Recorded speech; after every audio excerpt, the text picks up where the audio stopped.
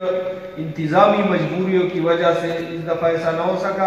मैं उनसे भी माजरत खा हूँ, वो लोग बिल्कुल इस बात पे खफा ना हो। हम इंशाल्लाह उनके लिए भी मकतूब पार्टी अरेंज करेंगे और आगे इंशाल्लाह जब अलविदाई पार्टी होगी तो हम बाकायदा कोशिश करेंगे कि इससे भी अच्छी पार्टी हम आपके लिए अरेंज कर सके।